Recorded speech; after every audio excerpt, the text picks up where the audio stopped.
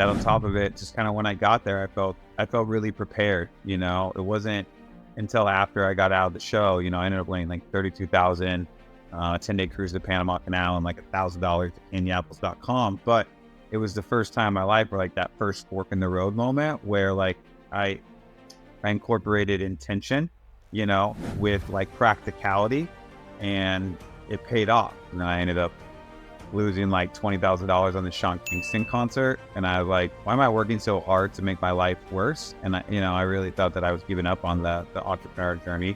Is like everything, like I've been through more hardship. Like I know you look at my story and you think it's just like amazing road of like success, but it's really like the exact opposite. Like I've been like back to nothing, like 2020 got into like a pretty big, supposed to be like all this major funding. Long story short, ended up all being a scam. It's a big, awful thing. And it broke me, and like I literally had to start back from zero and rebuild like who I was, and I know what it's like to be there. I know what it's like to be at the bottom. I'm Kobe Ellison, and this is Story Playbook. Describe the conversation that you had with yourself initially when you're working your job and, hey, you want to go out and start a business, because there are a lot of people that's trying to leave their 9-to-5 and start a business. Yeah, I mean, it was a lot different back then. I mean, being an entrepreneur wasn't actually like cool yet in a sense, like I had this small entertainment company in college, and then I ended up losing like $20,000 on the SharkTank concert. And I was like myself, I was like, why am I working so hard to make my life worse? And I really thought that I was giving up on the entrepreneur journey. In that moment, I studied construction management. My dad was an electrical contractor. It was a time where a lot of people didn't have jobs, so I ended up going to work construction. And it was amazing because like every piece of the journey has like value, right? Like I got thrown into building this outpatient Kaiser Permanente building in South Central LA where I was managing 23 trades at 23, right? And so from exercises like the pursuit of happiness, I was kind of learning in the moment what I didn't want in life, right? Like I thought it really cool in the sense that like I got to put together a building, like an actual physical building while managing a team, right? But it was kind of like the first time in my life that I was doing something without purpose. And in construction, it's like you kind of hit the 3-year mark, you're going to kind of end up being a lifer. Every day on the drive home from South Central LA, I was like, there's got to be a better life than this. And I was just lucky enough to try out for Wheel of Fortune before I graduated college. And I had up to like 18 months to when I was going to be able to film. So, once I got that film date, I kind of looked at that like this could be my potentially the way out. Was your way out always get on Wheel of Fortune, or it just so happened that that situation happened? You said, okay, now this is my way out. Just the situation like happened. Like I didn't actually like my roommate's girlfriend at the time in college. Like I never watched the show. I just like, I don't know, maybe it was a little bit of spite. Like I just wanted to prove to her that I could make the show like because of that. But whatever the intention was, once I got the opportunity, I wasn't going to let it slip. Right. And so from there, I didn't take that for granted. I bought this book called Winning on the Wheel. They stopped publishing in like 1980. Right. And it walked you through the whole process. And then when I traveled through Europe, I was just playing the app every single day. And then that on top of it, just kind of when I got there, I felt really prepared. It wasn't until after I got out of the show, I ended up winning like 32,000, 10-day cruise to the Panama Canal and like $1,000 to Canyapples.com. But it was the first time in my life where like that first fork in the road moment where like I incorporated intention with like practicality, and it paid off, right? So I'm like, okay, well, I could do this on a big stage for something that I don't know anything about. Like, why can't I apply the same mindset to everything else I do in my life? From that moment, I just promised myself that like I would go out there and try. So like I gave myself until age 30 that like I could go out there and fail in whatever that I do, but like I'm gonna keep trying. So Wheel of Fortune, 32,000. You take that becomes, I'm assuming, your first business was Social Bet. Yeah. So You Bet Me was my first company, right? Like when you start anything, like what do you know the most about, And I thought there was this opportunity in the peer-to-peer space. I thought the legalization was going to come near, and, took that, got my first angel investor. I had no idea how to raise money. It's just things you learn by doing, right? At the end of the day, man, if you can convince, an investor to believe in you, your idea, the ability to execute it, you can pretty much do anything in life, because what it takes, like, to be able to think something through, for them to believe in it, then actually do it behind you, that's an incredible thing. So anybody that's ever successfully raised money for anything, like I will tip my hat to. The thing was, it did great. Like we got the top 5 in sports. This is like when everyone was building HTML5, we ended up moving into it, but like there was no legalization in sight for it. And so then we kind of had a decision to make at the time. we always wanted to build multiple products. My board member ended up managing one of the first ever influencers. This was like Cameron Dallas, Nash Greer, Bart Baker, a bunch of other ones. And I watched them drive like 1 million downloads to like an average game organically. So like, I was like, this is where it's going. Nobody understood why I was like investing and betting on teenagers. And then we ended up pivoted. Like my goal was always to go back to You Bet Me, but like the timing wasn't right, and it was really hard for me for a long time to trust the journey. I felt like almost in a sense that it was a failure because like I didn't have the exit, but it all came back full circle 2 years ago because now betting's like the number one thing on the planet, right? Like the model makes sense. It's the feeder to the new real money sites. Like I want to bring betting to what it's supposed to be, like connecting with individuals. And it ended up getting acquired by an ex-NFL player, Devon Claybrooks. And now we're rebuilding it and launching it. But they're also like a part of the venture that I care about the most now, right? So like my thing is trust the journey. It all has purpose, right? Like I never knew that betting was going to lead me into being like a content marketing Gen Z expert. You mentioned something there in the beginning. You said raising money and how you have to get people to believe in yourself. You can convince them. I think I read that you raised about 2.7 million, if that's correct. But more so importantly, talk about the process that you have to go through to pitch an investor. I know you've done it. We'll get into some more stories, but what does that process look like for someone that's new? Because my audience are people that are trying to go from 0 to 1. What does an investor want to see when you're pitching them? Some key things that you must have in a presentation. Okay, so like the bottom line at the end of the day when they're making a decision, it's do you believe in the person? Do you believe in the opportunity in the market? And is that person the one to execute that? Right. So like your deck should be no more than like 8 to 10 pages. And all they're really trying to see is like, have you thought this all the way through? And are you the person to do it? You know what I'm saying? So it's like, okay, you bet me this thing is going to raise 1.2 million. Here's what I see the model is. Here's where I think I can get to. Here's how I can reasonably understand why this company is going to be worth this going into the next round, right? Like it's a combination of simplified storytelling. Like you just need to have it make sense for them, right? The less you can bullshit and just be straight, like the better chance that you're going to have a beat, right? Don't sit there and say that like, oh, this is like a $5 trillion market and we're going to be $1 million like company within that. We've all had that, right? Like I think you can get lost in the delusion or what you think something could be, but really be honest with yourself about like, look, what's my A to B? And like, I don't waste any time on thinking like how big this company could be. This is my next step, right? And if I execute this next step really well, it's going to unfold and evolve and it's going to show me what my next step could be. Facebook was never intended to be what Facebook was going to be, but they just micro executed and it's evolved into something different. I don't waste any energy thinking about what something could be. I'm like, what can I execute today to get me to the next step? And then if you just repeat that over and over. So you go from You Bet Me, now it's the company, and you said you're relaunching. So you're still on the company? You're still a part of the company or no? Yeah. We sold it and then we acquired it. So like the original whole team, like everyone has equity. It's a big win-win deal. Yeah. So I'm so involved in it right now. Okay.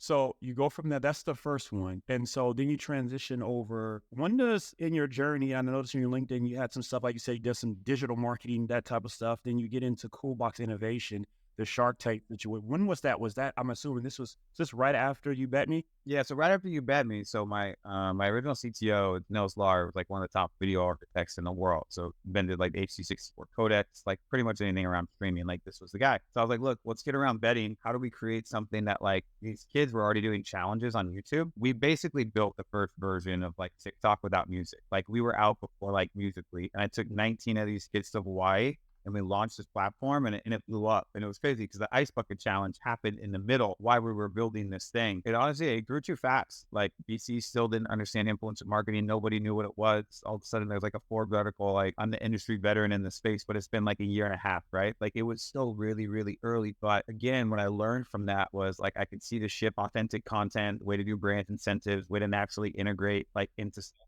I saw what the younger generations were looking like in terms of what they view as good content. And like, I could see the attention spans going shorter and shorter and stuff, but I like where I was working on using their distribution influence, like for good. So we would do stuff with like charities and stuff. And that kind of started to stick with me. Coolbox just happened for like a fun passion project. Chris Stoikos is, he was the original like main founder around it, my best friend, and we were doing marketing for the Coolest Cooler. I'm like, why don't we just make this a toolbox? I liked Shark Tank, but they only did physical products. So unless we were like a mass market consumer product, Shark Tank wasn't going to make sense. So we we went on Indiegogo. Chris is a marketing genius. He founded Dollar Beard Club, which is now like the Beard Club. I mean, Chris is one of the best in the industry. And so that was just really like a passion project that ended up working out. We sold like close to 500,000. I think it was like 440,000 we did on Indiegogo. When we submitted it to Shark Tank, you know, we were a good bit because we already had sales, you know. But like a good story around that is like why always be kind in general. I think how I operate is off the win-win is first guy we ever paid to make this stupid music video, $200 in college, ended up being the AP producer at Shark Tank.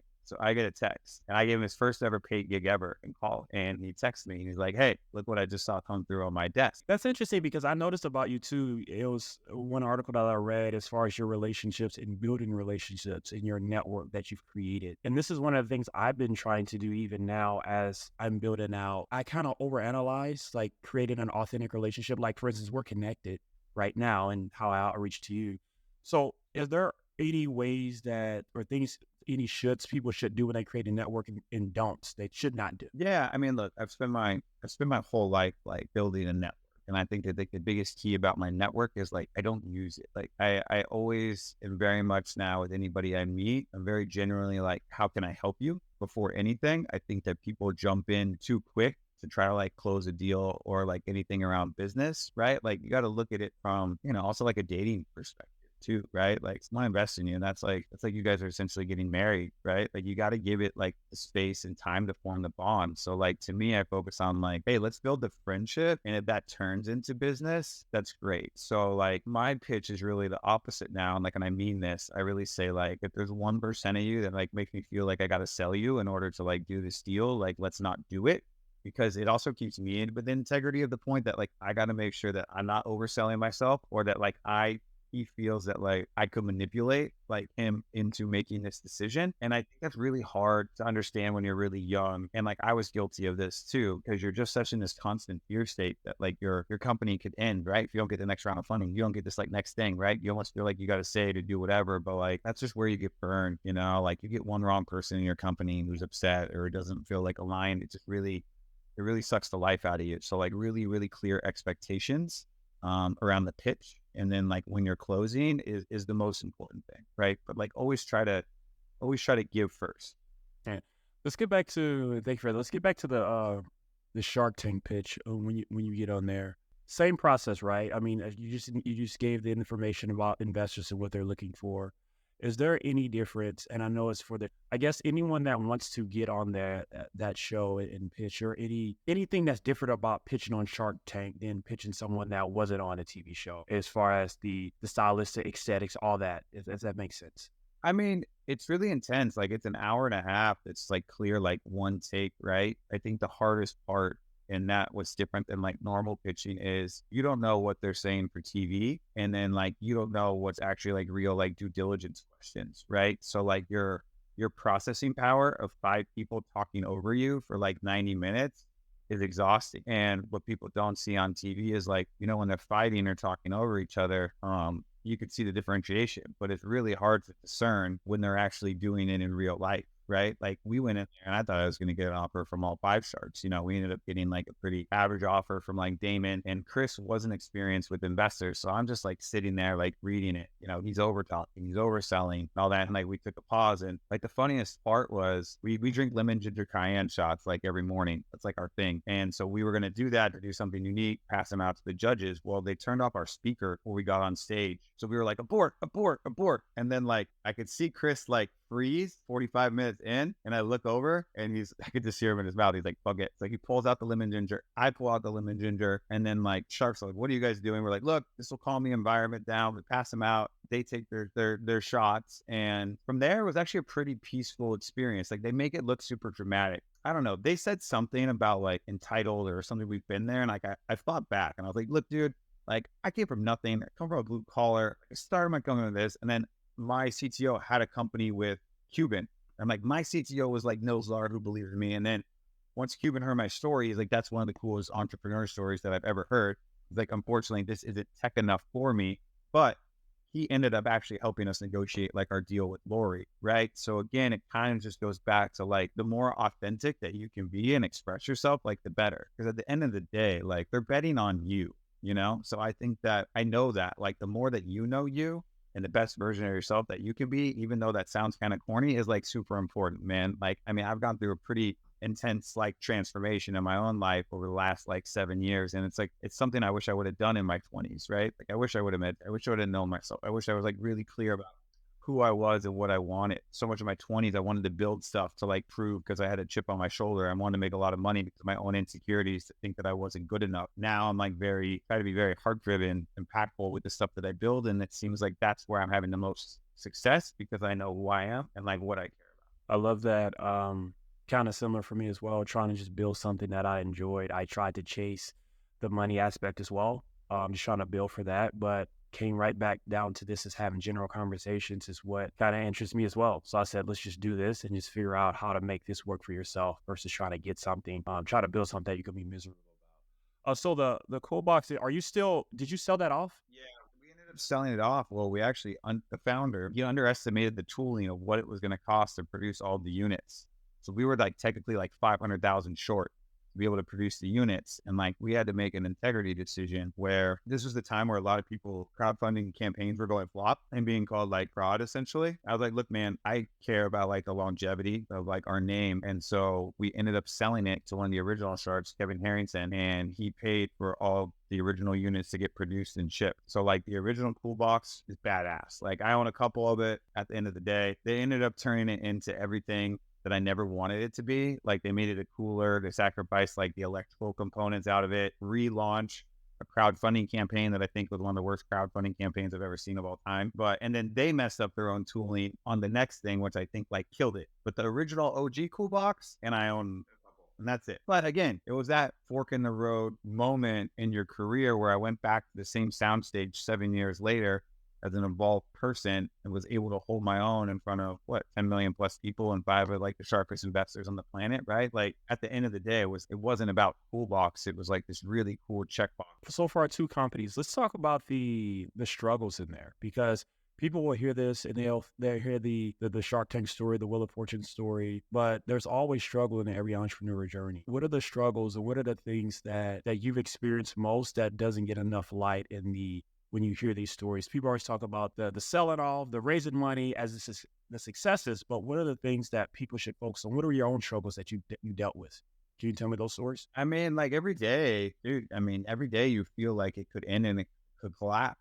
You know what I'm saying? Like, it's a constant state of like trust and faith and believing in yourself, right? And and it's really hard to stay in that 24/7, 365, especially when things are going tough. You know, like, you have no certainty with anything at like any time. There was no big cash out in those beginnings, but because of like everything that I learned and everything that I did, I became like an expert in this space, which led to opportunities to make money after that. You know what I'm saying? So like, the reward may not be the cash out, but like who you evolved in and what you became is like everything. You know, like, I've been through more hardship. Like, I know you look at my story and you think it's just like amazing road of like success, but it's really like the exact opposite. I've been back to nothing, you know, like 2020 got into like a pretty big, supposed to be like all this major funding. Long story short, ended up all being a scam, and like, I lost a lot of my money. It was just a big awful thing, and it broke me, you know. And like, I literally had to start back from zero and rebuild like who I was, you know. And it also, I won't say it was the best thing that ever happened to me. I understand like things happen, it's how you respond to it. I found the joy in life like one small step at a time. You know what I'm saying? Like, I lost belief in myself. I lost my self-confidence. I didn't know how to move forward. I didn't know what to do. And it's like, you got to give yourself the space for like a slow build, you know. Like, I found joy in like hiking, or like I went on Upwork just to see of like people that were starting something, just to get my brain moving again, like how I could work, right? Like, I was just trying to get like little micro wins to like rebuild the self-belief. And I think that's like what I do now is affect change is all about, right? Like, I think that like you got to make your own change in your life in order to actually be able to support and affect other people. So like, and I also think all the adversity in my life has led me to a place of like forever like humility, in a sense. Like, I know what it's like to be there. I know what it's like to be at the bottom. But like, if I can share and help anybody to not have to go on this windy road, and how to really go from like A to Z and not go through that pain, like, that's what I feel like my mission is. And let's talk about that. You mentioned effect change. And I love that. I looked at the website. I love what you're doing, just helping people that don't have the resources, have the skill sets, but just lacking a few key connections. Tell us a little bit more about that and what you're doing. I've always been in like content marketing and whatnot, and working with influencers. And like, again, I was inspired. I like the aspect of like helping charity, but I wanted to use like distribution and influence for good. Right. And so we came up with, affect change. And it was just a theory, was that like we all need helping hands at different levels. I want to get out this whole like control compete paradigm where it's a win-win, between all of us. And that comes through empowering people, right? It's as cheesy as like teaching them how to fish. For me, my life changed where there's African American named Johnny, and he showed up in my driveway. And this is right when I had the idea. And I ended up talking to him, and his dream was to have a mobile car wash business, and he lost his eye in an accident, like saving his niece, right?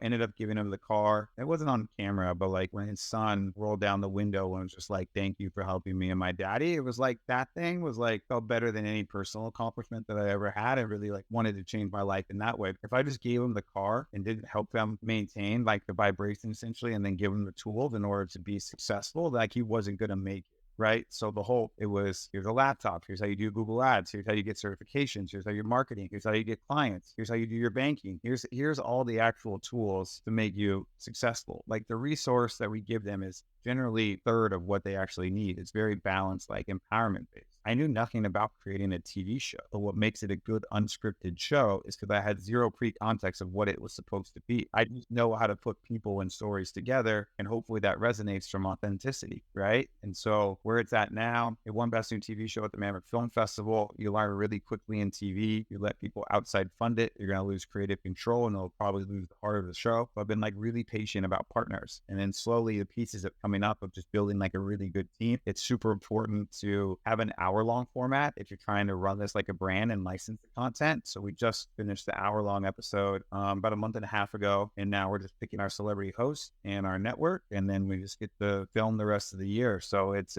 a patience game, especially on that side. So me, this is my legacy project. Like I just look at the TV show as the launch of the brand, and I hope that those eyeballs will feed into the digital verticals. And like same with you, like I really want conversations to be about on the digital side of how do you turn your valleys into peaks sense, but also I want this whole wave of like user generated content of just people just being kind and empowering each other, right? So it's not charity focused. It's very specifically people helping people, empowerment based. Yeah, I love that style of content. When you mentioned the people helping people, I think you look at a lot of YouTube, it's a lot of spectacle type content, a lot. Yeah, that's like a new thing that like popped up in the pandemic, right? Where there's just something that like doesn't resonate. It feels like tit for tat of like, great, I put on this thing, I gave you this, you have this, I gave you that. It's a transactional base, right? The thing about the authenticity that doesn't feel 100%. It's not like I don't get caught watching them. It's not that they're not like doing good to make people feel good, but it feels like a very transactional, like one-off trade-off that doesn't sit right with me. So like I'm very conscious about how we do and how everyone's portrayed. I think it's the only show that actually showcases the best versions of people. It's not like we're coming here and making them look like a struggle. These are amazing people who have really fucked up shit happen in their life. And like, we're just trying to help them streamline. So let me ask this question. What has, I guess, all this journey, everything that you've been through, what has resilience taught you, being resilient? I'm just not smarter than anyone. I'll just out fucking will you. I just don't know why. Like, I don't quit. I've never given up. I think that like, don't look at it like that. Like I've had to take pauses on things. Like I had to pause effect change after I knew it was important to take this time to finish the transformation of myself if I wanted this thing to be successful. So like, to me, I've never had this like I quit or like I give up. I need to pause and reflect before I'm making like a step moving forward. I think that a lot of people don't know the thin line or like veil between like failure and success and like time. I think it's about to hit the fan. That's when the magic happens, right? But it's also where, to me, the universe filters out the people that don't want it enough, right? Like I look at it like a video game. Every level you evolve, there's going to be a boss, and there's going to be something that's going to force you to grow and to force you to expand. I mean, what do you have to lose at that point? You're already all in. Just see it through. You're already there. Like the fear of it actually crumbling or something bad happening is worse than it actually happened. You got to fight. You got to fight it. And dude, it's a daily battle. Like there's days when I wake up, I'm like, what the fuck am I doing with my life? And then all of a sudden it's just like that next breakthrough thing like happens, and and you're elevated. So, I mean, just be consistent, but also like be patient with yourself. Like there's certain days where like my job is only to make it through to the next day. And I'm not supposed to move forward today. Like I'm supposed to spend this day and like work on me. Me working harder isn't going to push me to the next level. Me being in the right headspace and calm and allowing things to unfold and being super like omnipresent, that's when good things come in. I don't operate when I'm in a fear state, an anxiety state. Like I'd make sure my energetics are clear before I'm trying to move forward. Tony Robbins talks about that all the time, in the right state to make decisions. You have to be in the correct state of mind always. And I try to reframe my focus on certain things because depending on what you put your focus on can bring unnecessary stress. So that's one of the things I try to work on. So I have a few questions, just wrapping up here, a few kind of, I say rapid fire questions. These are questions that I actually took off Reddit, people that want to be founders off of the founder or entrepreneur subreddit. So I'm just going down to them. You can answer them probably within 60 seconds to give some individuals some advice about being an entrepreneur. What about the best tips to find a good co-founder? I mean, that's a hard blanket like question. You know, there are some sites out there that really match you with people, but I think the most important thing when you're finding a co-founder is you don't want to have the same person or personality as you. And then I would look at when you're finding your partner, you guys should both take like human design tests, right? And you can really understand like on a more critical sense, like if you guys are really going to work better together. You know, it just depends. Like if I'm a non-technical co-founder, it's important for me to have a really good technical co-founder. Biggest advice would be just make sure it's not somebody like you. It's not going to be beneficial to have two of the same, right? Like it's really understanding who you are, how you operate, what your strengths are and what theirs are. So next question, engineers, you've hired engineers before, right? Mm-hmm. Okay. How do you find reliable engineers? Was the question. I think the development's so different now these days, right? Where you can find really good outsourced like engineers, a lot easier to build like cross-platform, right? It really depends on what you're building, but I would find a reputable agency or outsourcing like company to get to like your MVP product. It's a tough answer because it really depends on like what you're building and trying to do. You know, I mean, you can do so much now of building out all of your UI, put it in Figma, have a full working prototype without ever doing a line of code for less than $5,000. That's where you should start if you're doing mobile development before you even think about the engineering side. But I would always trust and verify. There's a lot of bad things that can happen. There's a lot of things that people can lie to you, but like everything you do around that is trust and verify. I mean, I'm lucky enough I've walked into like some of the greatest engineering teams and I've been really lucky in that sense. But just with anything in business, something you don't understand, trust and verify. Cool. You take your thing to one agency, they give you another quote, shop it around, man. Like educate yourself and learn enough. Like I don't know how to code, but I've educated myself enough to know the framework, why we're building it this way, how much this costs, is this the right way to scale, right? Like you have to educate yourself in order to be able to make those decisions. That question brings up another, and you're not knowing how to code skill set wise. And I guess I know everyone's skill set might be different, but what are the fundamental skills someone's just not trying to get into business? I guess fundamental skills that they should work on to be a good entrepreneur. I mean, just do it, man. There's not really like, you could read every book, you could read everything once you do, but like experience is something you get right after you need it. Okay. So the reason I can sit down with any CEO around a board table, like, and hold my own is because people respect people who have tried. You know what I'm saying? Like that's what earned your seat. Why wouldn't you just try? And why wouldn't you just keep going? Like nobody can take away what you live. That's your greatest gift. You know what I'm saying? I know what I'm talking about now because I lived it and because I tried. Like that is the ticket to your seat at the table. Yeah, there's fundamental like stuff of learning how like form a company and the right way to do it and like actual like structures, fine. You can learn that. No playbook to inventing something. You know what I'm saying? Like there's no cutter straight thing. Like, yeah, some accelerators and stuff are great. Dude, you just got to do it.